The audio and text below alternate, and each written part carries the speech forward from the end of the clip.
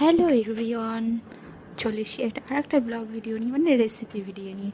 তো চলো যাই না, দাঁড়াও আমি দেখি আমার মেয়ের খাবারটা বসিয়েছি না, ভুলে যাচ্ছিলাম। চলো দেখে নিই ঠিকঠাক আছে কি না। হ্যাঁ চলো, আর একটু হবে। তো নিচে যে একটু রেডি ফেডি করি গা, তারপর আবার এসে বন্ধ করে দেবো। তো চলো যাই।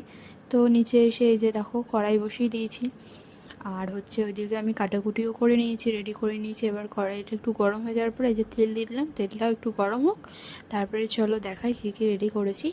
এই দেখো চিকেন, আর এই দেখো পেঁয়াজ আদা রসুন পেস্ট, আর হচ্ছে ওইটা হচ্ছে যে একটু লঙ্কাটা না কুচি কুচি করে আমি কাঁচি দিয়ে কেটে নিয়েছি। আমি হাতে ঠিক ঘষি না, কেননা মেয়ের যদি কোনো সময় প্রবলেম হয় চোখে মুখে লাগলে, তো ওই কারণে।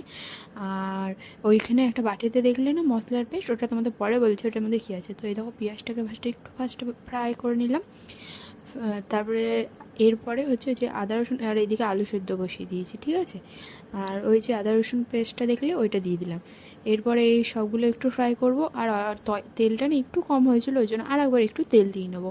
এই দেখো দিয়ে নিই যে মশলার পেস্টটা দেখেছিলে না, ওইটার মধ্যে আছে হলুদ, জিরে, ধনে গুঁড়ো আর নুন, আর হচ্ছে সস। ওইটা দিয়ে একটু জল দিয়ে ওটা মিক্সড করে, এই দেখো আর একটু জল দিয়ে ওইটা এবার মশলাটাকে হালকা কষিয়ে এরপরে হচ্ছে চিকেনটা দিয়ে দেবো।